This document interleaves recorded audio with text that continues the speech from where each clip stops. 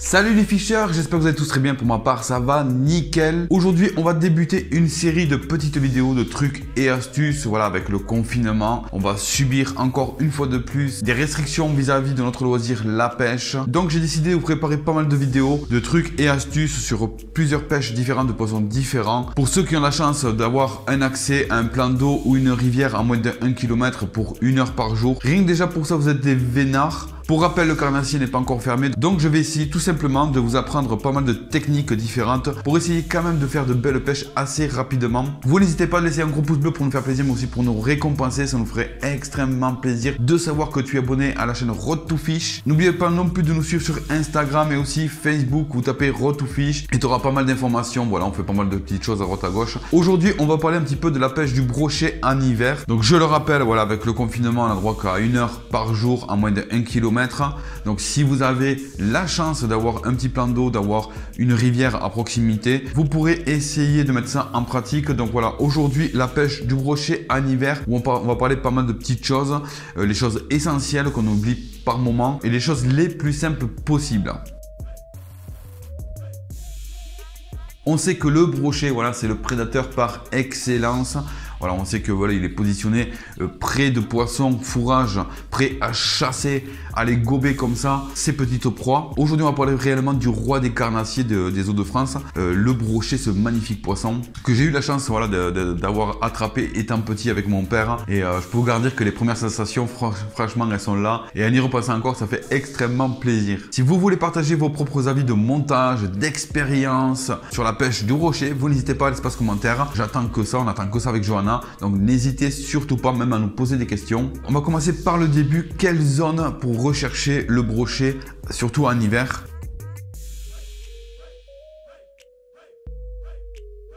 Tout d'abord, on va essayer de rechercher les zones où il y a pas mal d'herbiers, où il peut y avoir aussi des arbres immergés dans l'eau, des zones de bordure avec des arbres couchés, voilà, les zones shallow. Ça, c'est des zones vraiment à prospecter le plus du bord aussi, franchement. Il faut savoir aussi qu'en période d'hiver, voilà, les eaux peuvent monter. Il peut y avoir aussi par moments des zones de crues et de décrues, surtout en décrues. Essayez de privilégier les bordures, voilà, les remous du bord, parce que le poisson fourrage, forcément, le petit gardon, etc., va se retrouver sur les bordures et automatiquement tous les carnassiers vont les suivre parce que c'est une facilité pour eux de s'alimenter. Ils vont pas rester en plein courant. Déjà, pour combattre le courant, c'est très difficile pour eux. Ils vont perdre beaucoup d'énergie, surtout en période d'hiver, et surtout aussi pour s'alimenter le plus vite possible. Donc ils vont se rapprocher de leur proie, et leur proie se situe dans les zones de bordure. Donc voilà, essayez de rechercher vraiment les zones où il peut y avoir des herbiers de bordure avec des petits courants, vraiment des arbres immergés. Il peut y avoir des souches, il peut y avoir des arbres au-dessus de l'eau couchée.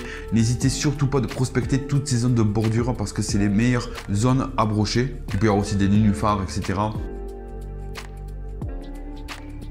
Plusieurs montages sont efficaces voilà, pour la pêche du carnassier. Alors on va commencer par le plus simple que tout le monde connaît, c'est la pêche au vif, du bord au bouchon. Voilà, la pêche pépère, posée tranquillou. Alors il y a beaucoup d'écoles voilà, en ce qui concerne les bas de ligne. Alors ça peut aller sur du fil d'acier, il y en a qui pêchent à la tresse, etc. Moi je vous conseillerais plutôt de privilégier le fluorocarbone. Voilà, c'est un fil qui est assez résistant. Ne pas prendre un gros diamètre, tout simplement. Pourquoi? Parce que le brochet a pas mal de dents. Il a aussi des dents qui sont vachement écartées les unes des autres. Donc si vous pêchez avec un fluorocarbone qui n'est pas forcément très épais, il y aura moins de chances à ce qu'il coupe. Après, c'est à vous de voir, de choisir voilà, la meilleure solution qui vous conviendrait. Si vous voulez pêcher en bas de ligne fil d'acier, vous pouvez le faire, n'hésitez surtout pas. Voilà, on pêche au vif avec des petits gardons que vous pouvez pêcher aussi sur le spot. Hein. Une fois qu'arrivé en pêche de bordure assez facilement, vous pêchez vos vifs. 10-15 vifs sont extrêmement larges pour faire une journée complète pour la pêche au vif et au bouchon.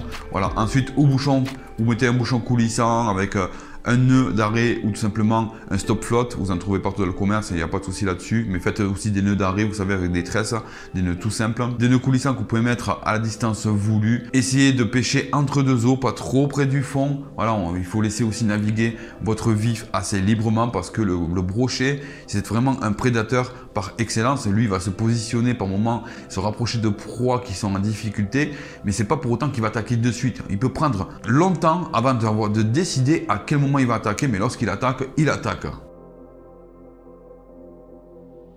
Lorsque vous avez un départ au vif, au bouchon du bord, beaucoup de monde, surtout les novices, ont tendance à vouloir ferrer de suite, à vouloir essayer de prendre le poisson de suite.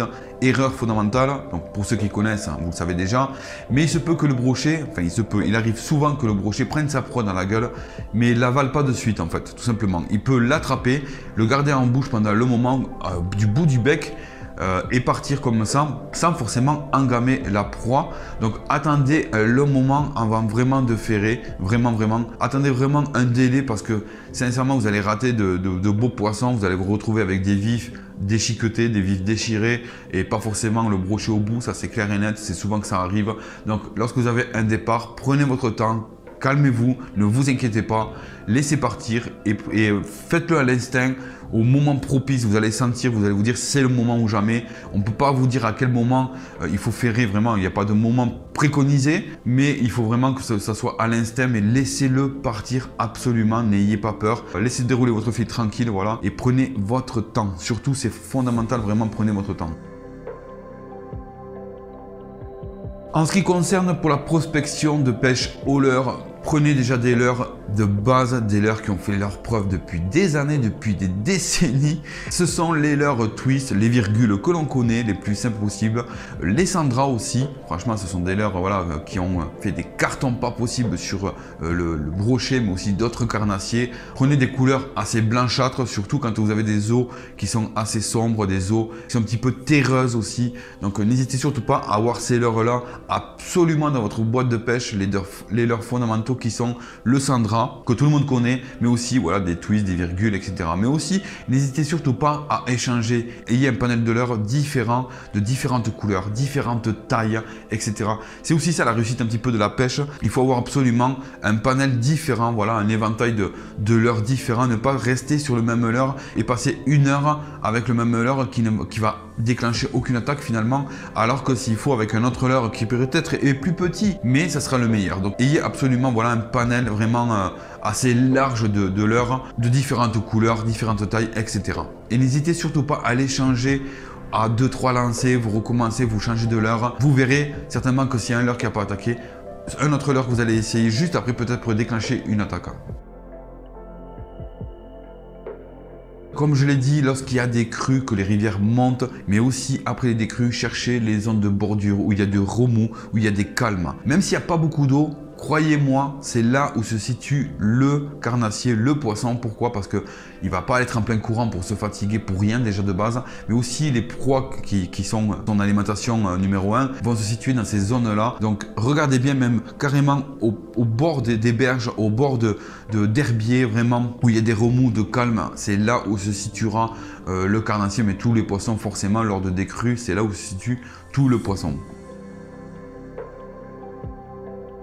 Lorsque vous pêchez au vif, quelque chose de fondamental, ne pas desserrer son frein et utiliser comme ça la force du frein pour un départ éventuel. Ouvrez réellement votre pick-up parce qu'il ne faut aucune résistance. Tout comme le Sandra, le brochet, s'il ressent la moindre résistance, la moindre chose étrange, il lâchera sa proie et il va se barrer. Donc vous allez vous rater votre poisson s'il faut de votre vie à cause de ça. Ouvrez votre pick-up. Il y a plusieurs astuces aussi par rapport à ça d'ouvrir le pick-up. Vous pouvez mettre un élastique au niveau du talon et vous prenez votre fil en faisant une petite boucle tout simplement, enfin, et vous coincez sous l'élastique très légèrement, que ça tienne juste et que si jamais au moindre petit départ, ça libère le fil, mais votre pick-up, votre fil va se dérouler tranquillement. Le pick-up lui est ouvert, il faut le laisser absolument. Ne vous précipitez pas sur la canne, il faut que le poisson ne sente aucune résistance et ça vraiment c'est un atout majeur. Laissez-le partir, c'est vraiment une astuce numéro 1, c'est de laisser le poisson partir parce qu'il peut aussi rester statique par moment à côté de la proie, ne croyez pas, et attaquer d'une vitesse maximale. C'est un truc de malade mental. Les brochets peuvent déclencher des fois des attaques de fou furieux. Vous pouvez très bien avoir votre vif qui se navigue pendant 10 minutes alors qu'il y a un brochet qui est en train de le suivre tout autour et qui ne va pas prendre la décision d'attaquer, mais lorsqu'il attaque, croyez-moi, le départ, vous allez vite le voir. Petite chose aussi, petite, je vais pas dire astuce, mais recommandation, c'est attention à ses dents. Voilà, lorsque vous manipulez le poisson, prenez-le au-dessus du dos, au niveau des ouïes. Voilà, faites très attention, délicatement, vous n'allez pas le blesser. Vous le maintenez par là. Ou en le prenant par les ouïes, en faisant très attention aux branchies. Voilà, il faut absolument que le poisson ne saigne pas. Un poisson qui saigne, c'est un poisson qui va certainement, qui est blessé, qui va avoir une hémorragie parce que les ouïes, c'est là où les poissons saignent le plus. Donc très attention, mais surtout attention à vos doigts. Manipulez-les avec précaution. Posez-les sur un tapis de réception si vous en avez un. Laissez-les dans vos épuisettes, pourquoi pas, de le décrocher. Il n'y a pas de souci, mais faites très attention à vos doigts car vous pouvez vous faire couper les doigts avec ces dents. Franchement, attention, le brochet a des dents très coupantes. Voilà, recommandation pour vous, pour ceux qui sont aussi peut-être novices. J'espère voilà, vous avoir apporté pas mal de trucs et astuces par rapport à la pêche du brochet simple, parce que c'est le but de ces vidéos-là. Donc si vous avez des méthodes ou des avis ou des commentaires, n'hésitez surtout pas, si j'oublie des petites choses, etc. Tout en pensant qu'on reste sur des bases simples. Voilà. Pour ceux qui vont pêcher au leurre, je vous donne pas de spécificité sur quelle tête plombée utiliser, etc. C'est à vous de voir aussi en fonction de vos rivières, de vos courants, s'il y a du débit, s'il n'y a pas de débit, etc.